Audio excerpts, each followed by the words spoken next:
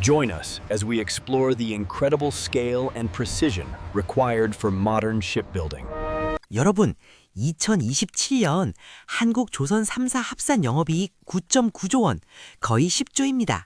하지만 주가는 실적보다 먼저 움직인다는 말 기억하시죠? 먼저 움직이는 주가의 흐름을 이해하려면 먼저 알아야 될 것들이 있죠.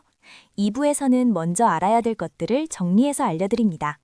앞으로 2년간 가장 중요한 이벤트 5가지, 불과 베어 시나리오, 그리고 10년 뒤에도 유효한 관점 3가지가 바로 그것입니다. 지금 사야 할까 말아야 할까의 답은 드리지 못하지만 어떤 기준으로 판단해야 할까의 프레임은 완성됩니다.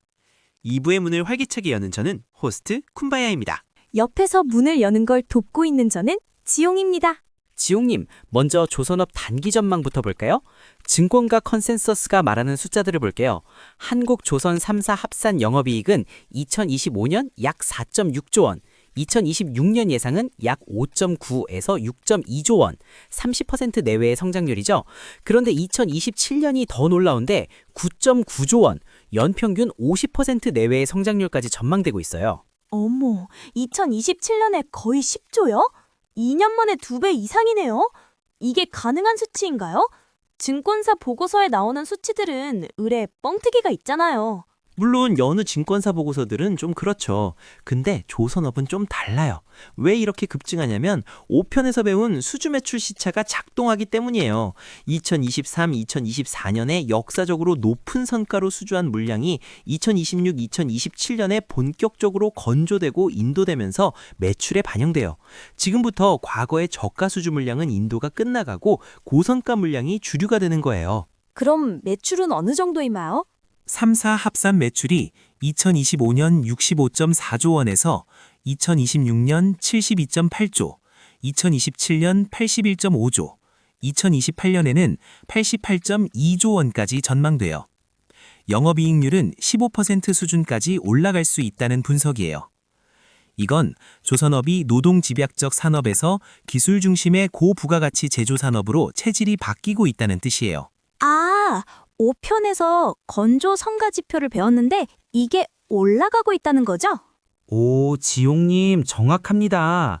삼성중공업의 경우 2026년 건조 성과 지표가 전년 대비 15.5% 상승할 전망이에요. FLNG 3개 프로젝트인 ZLNG, CEDR, 코랄 노르테가 동시에 가동되면서 하반기부터 실적 상승이 더 가팔라질 거고요. 이번에도 칭찬받을 질문 하나 더 해볼까요? 그렇다면 실적의 정점은 언제인가요? 대부분의 애널리스트가 2027, 2028년을 실적의 정점으로 보고 있어요. 그 이유를 살펴볼게요. 신조선가 지수가 2026년 약 190, 2027년 188, 2028년 182로 완만하게 조정될 전망이에요. 고선가 전환의 정점이 형성된 후 부드럽게 내려오는 그림이에요. 아니, 성과가 내려가면 실적에 바로 타격이 오는 거 아니에요? 이게 조선업의 독특한 점이에요. 답은 아니오입니다. 이미 확보한 3.5년치 이상의 수주 잔고가 평균 20% 이상 상승한 선가로 구성되어 있어요. 시장 선가가 지금부터 떨어지기 시작하더라도 이미 계약된 물량의 선가는 바뀌지 않아요. 5편에서 배운 타임렉 효과예요. 거기에 후판 가격의 하향 안정화와 환율 효과까지 결합되면서 이익의 하달이 견고하게 지지되는 구조가 형성돼 있습니다. 오, 그러면 2028년까지는 실적 하방이 견고하다는 게 컨센서스군요. 사실 비슷한 내용의 뉴스를 본 것 같았는데 이제서 이해가 됩니다. 맞습니다. 다만 5편에서 강조한 것, 주가는 실적보다 먼저 움직인다. 실적 정점이 2027년이면 주가는 2026년에 이미 반응하기 시작할 수 있어요. 반대로 실적이 아직 좋은데 주가가 빠지면 주가가 미래의 둔화를 선반영하고 있구나 라고 해석할 수도 있고요. 불현듯 생각난 건데 우리가 배웠던 PER 함정도 여기서 작동하겠네요. 이익이 정점에서 PER이 가장 낮아 보이니까. 와우, 지용님 대단해요. 우등생입니다. 아무튼 제가 하고 싶은 말은 조선업 투자는 실제 실적과 밸류에이션, 주가의 시차를 이해하는 게 핵심이에요. 선종별로는 어떤 흐름이 예상되나요? 2026, 2028년의 수주 시장은 새 선종이 삼각편대를 이루며 한국 조선소를 지탱할 거예요. 첫 번째 선종은 LNG 운반선. 2025년에 일시적으로 발주가 주춤했지만 2026년에는 약 84척으로 급증할 전망이에요. 카타르 에너지의 3차 프로젝트 검토, 미국 LNG 수출 승인 재개, 알래스카 LNG 개발 프로젝트 등이 맞물리는 시점이거든요. 특히 모잠비크 LNG 프로젝트의 17척 슬롯이 2026년 초에 발주 확정 시한을 맞이해요. HD현대중공업 9척, 삼성중공업 8척. 이게 확정되면 실적 가시성이 크게 높아져요. 오, LNG선은 좋습니다. 그럼 탱커는요?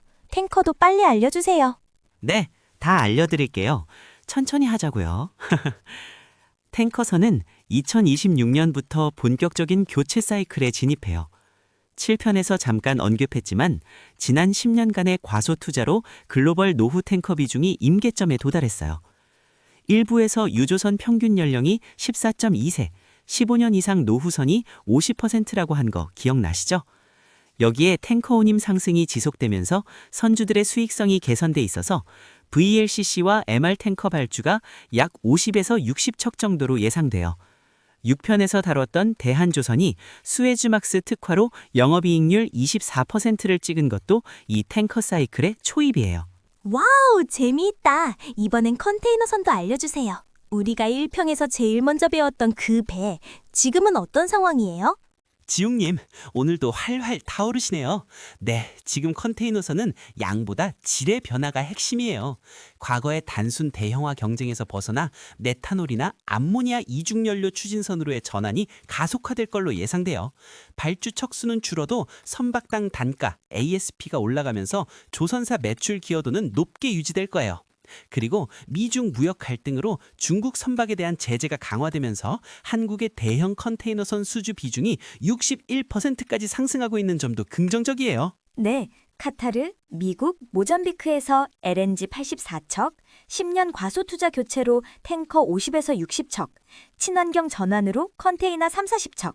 이게 우리나라 조선사 실적을 이끄는 삼각편대라는 사실 기억할게요. 여기에 해양 플랜트도 잊으시면 안 돼요. 삼성중공업의 FLNG가 3, 4기 발주 예정, 미국의 델핀, 캐나다의 키시 리심스 등 이건 지금 한국만의 독점 영역이에요. 혹시 이 질문에도 답이 가능하실까요? 2028년 이후의 조선업은요? 제가 보는 관점으로 설명드릴게요. 2028년 이후 조선업은 단순히 배를 만드는 제조업의 틀을 벗어나 에너지 전환의 핵심 솔루션 제공자로 진화할 것 같아요. 이와 관련된 4가지 큰 흐름을 볼게요. 첫 번째 흐름, 암모니아 시대의 개막입니다. 업계에서는 2026년을 암모니아 선박 운항의 원년으로 보고 있어요. 실제 운항 데이터가 확보되면 선주들의 대기 모드가 끝나고 암모니아 선박 발주가 본격화돼요. 한국 정부는 2030년까지 고부가 선박 점유율 75% 달성을 목표로 하고 있습니다. 그리고 암모니아 혼수 발전이라고 있습니다. 기존의 화석연료랑 암모니아를 섞어서 태우는 발전인데 온실가스 절감 효과가 있거든요. 이 암모니아 혼수 발전도 상용화 계획이 있습니다. 그리고 암모니아에서 더 나아가 수소 혼소까지 국가 에너지 정책과 연계하고 있어요. 근데 탄소 가격제의 영향도 크겠죠? 매우 커요. EU 배출권 거래제 ETS가 2026년부터 해운 분야 배출량의 100%의 탄소 비용을 부과해요. 그것도 이산화탄소뿐 아니라 메탄과 아산화질소까지 포함해요. 이건 선주에게 탄소세를 내며 노후선을 운영할 것인가, 친환경 신조선에 투자할 것인가 라는 양자택일을 강제해요. 결과적으로 한국 조선사의 고부가 친환경 선박 수주를 촉진하는 강력한 동력이 됩니다. 계속 이어서 갈게요. 두 번째 흐름, 마스카의 프로젝트의 실적화입니다. 마스카는 사실 지금은 기대감 단계예요. 하지만 2028년 이후에는 실제 매출로 나타나기 시작할 걸로 보고 있어요. 미 해군은 향후 30년간 364척의 함정을 구매할 계획이고 연간 20조 원 규모의 MRO 시장을 개방하고 있어요. 하나오션이 2030년까지 군함 등의 특수선 매출 5조 원을 목표로 하는 것도 이 흐름이에요. 혹시 세 번째 흐름은 자율운항 아니에요? 제 촉이 그런데. 역시 지용님이시네요. 맞아요. 세 번째 흐름은 자율운항의 진화입니다. 앞서 선박의 자율운항 단계가 4단계가 있다고 한 건 기억하시죠? 2030년을 기점으로 IMO 3단계, 무인 원격 제어 단계를 넘어 4단계, 완전 자율 단계로 갈 전망이에요. 아비커스 같은 초기 기업들이 지금은 적자지만 기술이 성숙하면 소프트웨어 라이센스 기반의 고수익 모델로 전환될 걸로 기대돼요. 그리고 자율운항은 단순히 인건비 절감만이 목표가 아니에요. 최적 항로를 AI가 계산해서 연료 소모를 최소화하면 탄소세 규제 대응의 핵심 솔루션이 될 수도 있습니다. 그리고 마지막 네 번째 흐름, 중국과의 경쟁 진화입니다. 중국이 LNG선에서 건조 경험을 축적하면서 2030년에는 표준형 LNG선까지 경쟁 가능해질 수 있어요. 한국이 넘을 수 없는 벽을 유지하려면 암모니아 수소 엔진과 자율운항이라는 차세대 기술에서 선점해야 해요. 7편의 5대 경쟁력 중 기술 장벽을 한 단계 더 올려야 한다는 뜻이에요. 군바야님의 탁월한 식견이었습니다. 존경해요. 히히. 그럼 이번엔 2026, 2027년에 가장 주목해야 할 이벤트를 구체적으로 짚어주실 수 있나요? 저는 5가지 이벤트를 뽑고 싶어요. 한번 들어보세요. 첫 번째 이벤트는 미국 LNG 수출 터미널 FID, 즉 최종 투자 결정 재개입니다. 중단됐던 대형 LNG 프로젝트들이 2026년 초에 대거 승인될 전망이에요. 지금 미국에 셰일가스 등의 LNG 공급이 넘쳐나거든요. 이걸 수출하려면 천연가스를 얼려서 배에 실을 수출 터미널이 필요한데 환경과 경제성 문제로 그동안 투자가 중단된 상태였어요. 이게 다시 재개될 가능성이 높아지고 있어요. 이 투자 재개안이 확정되면 한국 조선사에 30에서 50척 규모의 추가 LNG선 슬롯이 잡히는 기폭제가 됩니다. 아무래도 미국의 LNG선은 중국에는 발주하진 않겠죠? 두 번째 이벤트도 알려주세요. 빨리요. 네네 천참히 두 번째 이벤트는 모잠비크 LNG 프로젝트 발주 확정입니다. 이 프로젝트는 현재 불안정한 정세로 4년 넘게 불가항력 선언으로 멈춰 있었는데 2026년 초가 발주 확정 시한이에요. HD 현대중공업 9척, 삼성중공업 8척, 총 17척이 신규 발주가 기대되는 이벤트입니다. 이게 확정되면 두 회사의 실적 가시성이 크게 올라가요. 세 번째 이벤트는 EU ETS 메탄가스 규제 포함입니다. 2026년부터 배출권 거래제에 메탄이 포함돼요. 기존 LNG 엔진 중 메탄 슬립 문제가 있는 초기 모델들의 교체 수요가 발생해요. 6편에서 다뤘던 한화 엔진, 즉 구두산 엔진 같은 고효율 이중 연료 엔진 기자재 업체가 수혜를 받는 이벤트예요. 우와, 이거 너무 고급 정보인데요. 네 번째도 빨리 알려주세요. 빨리요. 아이고 지용님 숨 좀 쉬고요. 네 번째 이벤트는 미 해군 MRO 사업의 성공력 완수입니다. 한화오션과 HD 현대중공업이 수주한 미 해군 함정 정비 사업의 결과가 나오는 시점이에요. 선박 인도가 성공적으로 마무리돼서 트랙 레코드가 쌓이면 미 의회의 해군 준비태세 보장법 처리와 맞물려 한국 조선소의 미국 현지 건조 물량 증가로 연결될 수 있어요. 지용님이 퇴근하기 전에 마지막이 5째 이벤트도 빠르게 알려드릴게요. 5째 이벤트는 암모니아 추진선의 실제 운항 데이터 확보입니다. 암모니아선은 2026년에 본격적으로 운항이 돼요. 그리고 많은 선주들이 암모니아선의 운항 성과 데이터를 많이들 기대하고 있어요. 암모니아 연료 선박의 실제 연비와 안정성이 확인되면 선주들의 관망대기가 끝나고 암모니아 선박 발주가 본물을 이룰 가능성이 높습니다.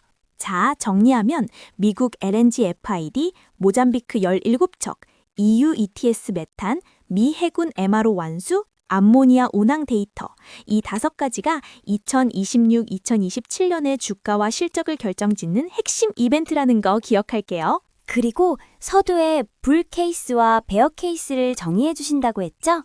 이것도 알려주세요. 먼저 불 케이스.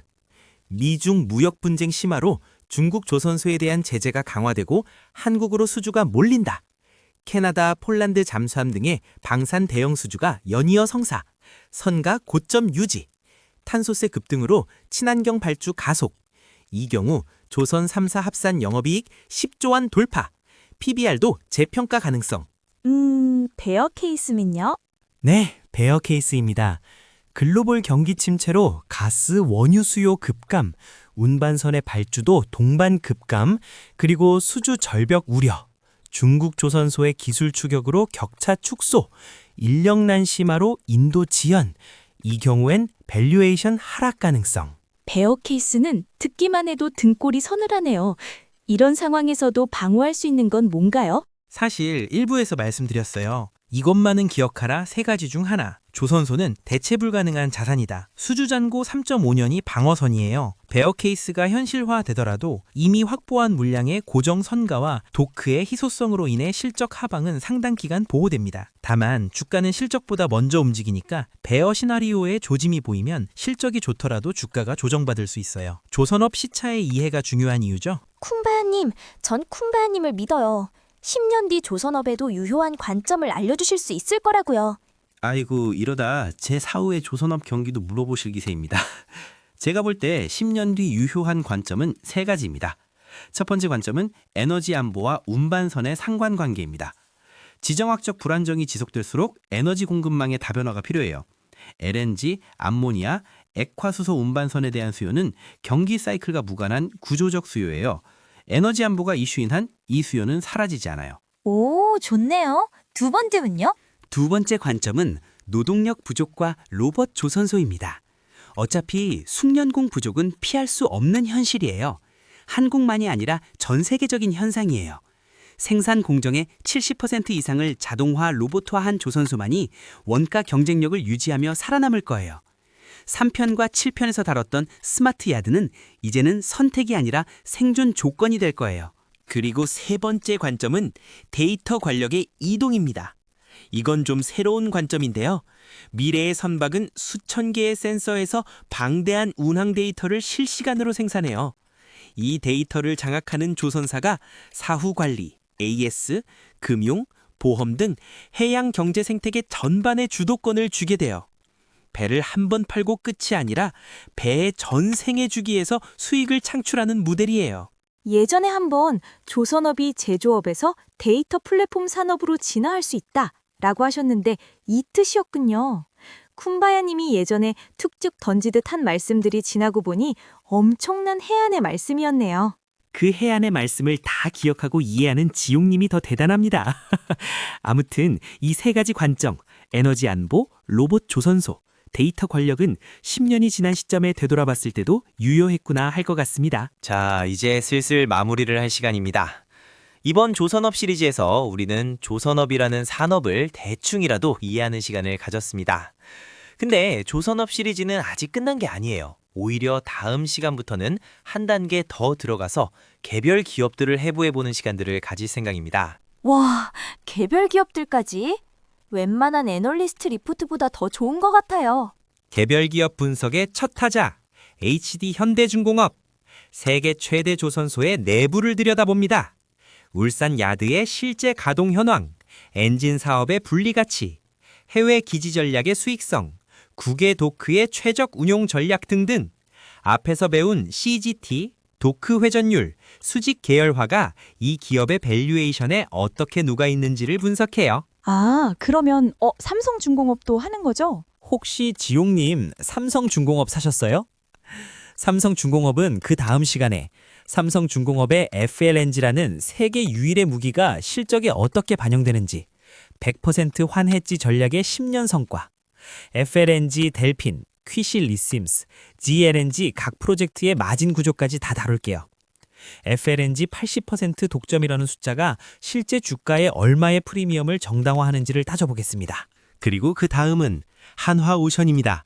대우조선에서 한화로의 변신이 가져온 실제 시너지와 필리조선소 7조 원 투자의 ROI 분석, 방산 DNA가 조선업과 어떤 밸류를 만드는지, PBR 2.2배가 정당한가 과도한가 하는 밸류에이션 논쟁까지 방산 프리미엄이라고 하는 것의 실체를 숫자로 검증할 계획입니다. 그리고 중소형 종목도 빼놓으시면 안 돼요. 네, 잘 알겠습니다. HD 현대미포, 중형 선박의 글로벌 챔피언, 메탄올 추진선 세계 최초 인도의 가치까지, 그리고 한화엔진의 DF 엔진 비중 85%, 수주잔고 4조 원, 중국 엔진 수입 70%라는 숨은 해자의 실체까지 다룰 계획이고요. HJ 중공업 825% 성장 반전의 지속 가능성, 방산과 MRO 다각화의 실적 기여까지 다 다루겠습니다. 이번 시간까지가 산업의 기초 체력이었다면 다음 시간부터는 투자의 실전편이에요. 네, 저희가 원래 기획한 바가 그렇습니다. 산업편에서 배운 모든 것, 선종, 결제 구조, CGT, 환해지, PBR, 수주잔고, 후판, 5대 경쟁력, 5대 리스크. 이 모든 개념이 개별 기업편에서 실제 기업을 분석할 때 기초가 되기를 바라며 이런 구성으로 기획했었죠. 산업편 없이 개별 기업편은 이해가 불가능해요. 그래서 이 9편까지의 긴 여정을 함께 해주신 여러분들은 이미 조선업 보고서를 읽을 준비가 된 겁니다. 지금까지 저희 컨텐츠를 함께 해주신 모든 분께 진심으로 감사드려요. 산업편은 오늘로 마무리하지만 이 산업지도는 완성된 게 아닙니다. 앞으로 뉴스가 나올 때마다 보고서가 발간될 때마다 여러분이 직접 업데이트하는 살아있는 지도예요. 이 점은 꼭 기억해 주세요. 그리고 다음 시간부터는 개별 기업편입니다. HD현대, 삼성중공업, 하나오션. 같은 조선업인데 왜 주가가 다르게 움직이는지 그 안을 들여다봅니다. 이 시리즈가 도움이 되셨다면 구독과 좋아요, 그리고 알림 설정 꼭 좀 부탁드립니다. 여러분의 구독 하나가 다음 시리즈를 만드는 힘이 됩니다. 그리고 댓글로 궁금한 점이나 다뤘으면 하는 주제를 남겨주세요. Industry Mapping 나만의 산업지도 그리기. 안녕!